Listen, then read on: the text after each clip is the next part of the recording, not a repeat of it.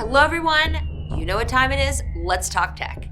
First up, Fulcrum Equity Partners recently announced that it had closed its oversubscribed Growth Fund 4 at $275 million. Fund 4 saw close to a 100% participation rate from institutional investors in prior funds, and several investors even increased their allocations from previous commitments. Fulcrum Equity Partners focuses on investing in healthcare services, HCIT, B2B SaaS, and tech-enabled services, and works alongside the startup's management teams to build the companies into scalable, professionally run organizations, assisting in attracting talent, executing strategic initiatives, and implementing operational discipline. With the ability to invest $4 to $25 million, Fulcrum can provide significant funding to drive growth initiatives, acquisitions, and shareholder liquidity. In fact, last year, 2 Fulcrum portfolio companies made the Inc. 500, and 8 in total were listed on the Inc. 5000. To find out more about Fulcrum Equity Partners and Fund 4, be sure to check out the link we've shared below. Next, Veresen, Atlanta's fast-growing startup focused on materials management in the supply chain space, has tapped a new CTO.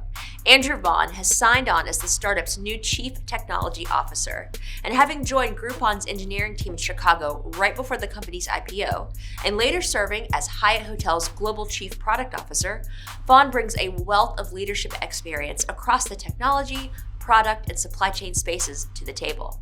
This news comes on the heels of Veresen's January announcement that it had closed an $8 million Series A funding round. In fact, the Veresen team plans to nearly double the size of its team over the course of 2021 and is currently recruiting data science, product, and customer success roles. You can learn more about Andrew Vaughn and Veresen's growth by clicking the link to the Hippopotamus article we've linked below. Finally, after raising a $12 million Series A, Sonar Software, a tech stack management startup, has plans to triple its 25-person team and make its product more collaborative.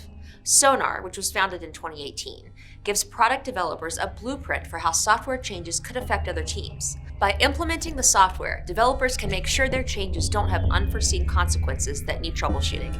And despite hardships from growing remotely, the startup's revenue has grown by nearly 3,000% in the past year.